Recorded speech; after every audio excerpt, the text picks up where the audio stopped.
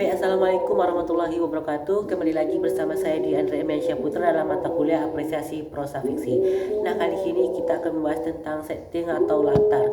Bagaimana latar ini mempengaruhi perwatakan tokoh. Di sini kita akan menjelaskan. Yang pertama kita akan menjelaskan tentang latar. Latar adalah bagian dari pembangun karya sastra. Latar adalah termasuk ke dalam unsur intrinsik karya sastra.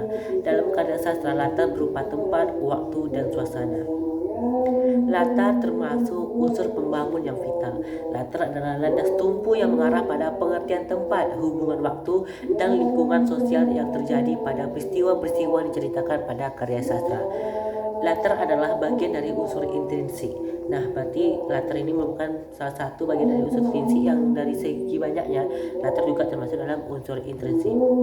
Ada 3 jenis latar, yaitu latar tempat, latar waktu, dan latar suasana.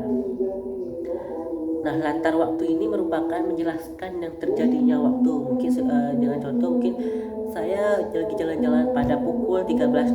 Nah, itu merupakan latar waktu yang menunjukkan dia lagi berjalan pada pukul 13.00. Yang kedua, latar tempat yang menjelaskan tempat terjadinya peristiwa dalam cerita. Sebagai contoh, saya lagi makan di suatu kedai yang bernama warung kopi. Nah, di situ adalah tempat bahwa dia lagi makan di warung kopi.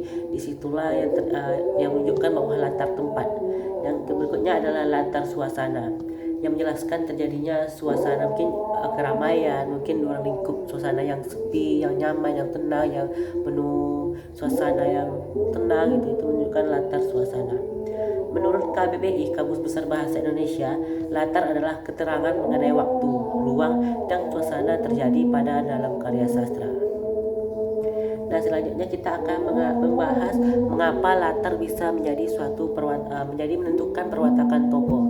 Misalnya sebegini, ketika kita bikin karya sastra yang mengarah kepada cerita yang lucu-lucu, mungkin sebagai contoh, di suatu saat cerita tersebut menceritakan seorang anak yang di rumah dia lagi mungkin orangnya lagi tantrum atau pemarah, pemalas, dan segala macam.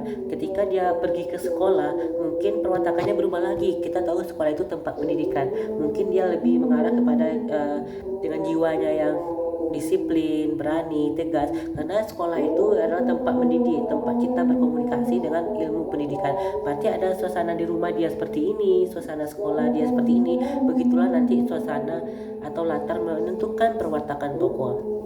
Berikutnya misalkannya kita berada di keramaian dengan jiwa kita yang introvert atau apa gitu, atau yang sebagai jiwa kita tuh pendiam atau broken home segala macam.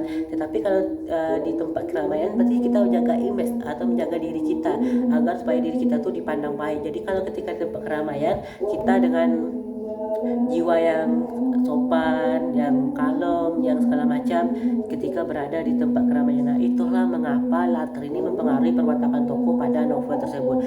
Yang mana latar yang mempengaruhi perwatakan ini harus berkesinambungan. Nanti bagaimana dia di tempat lain dan di tempat ini dia bagaimana gitu. Nah, selanjutnya kita akan menganalisis novel Laskar Pelangi, yang mana nanti kita akan membahas tentang latar.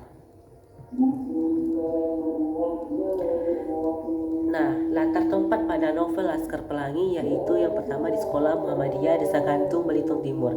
Hal ini dapat dilihat pada kutipan. Adapun sekolah ini, SD Muhammadiyah, juga kampung yang paling miskin di Belitung. Ada 3 alasan mengapa para orang tua mendaftarkan anaknya di sini. Pertama, karena sekolah Muhammadiyah tidak menetapkan iuran dan dalam bentuk apapun. Para orang tua menyumbang sukarela semampu mereka. Kedua, karena firasat anak-anak yang memiliki karakter mudah disesatkan iblis sehingga sejak usia muda harus mendapatkan pendadaran Islam yang tanggung. Ketiga, karena anaknya memang tidak terima di sekolah manapun. Nah, dalam sini adalah latar tempat yang terjadi pada novel Laskar Pelangi adalah latar sekolah, yang mana sekolah ini berada di Belitung yang disebut dengan SD Muhammadiyah. Berikutnya latar waktu yang ada pada Laskar Pelangi, di antara lain adalah pagi hari. Hal ini dapat kita lihat pada kutipan. Pagi itu, waktu itu aku masih kecil. Aku duduk di bangku panjang di depan sebuah kelas. Sebatang pohon yang tua yang rindang meneduhiku. Ayahku duduk di sampingku. memeluk pundakku dengan kedua lengan yang tersenyum mengangguk-angguk pada tiap orang tua dan anak-anak yang duduk berderet di bangku panjangnya di depan kami. Hari itu adalah hari yang agak penting, hari pertama aku masuk SD. Nah, latar waktu pada novel ini adalah ada pada pagi hari. Selanjutnya yaitu pada latar suasana. Nah, dalam latar suasana dalam novel Laskar Pelangi ini yaitu suasana tegang, sepi, dan sedih serta gembira. Suasana menegangkan ketika SD Muhammadiyah terancam akan ditutup.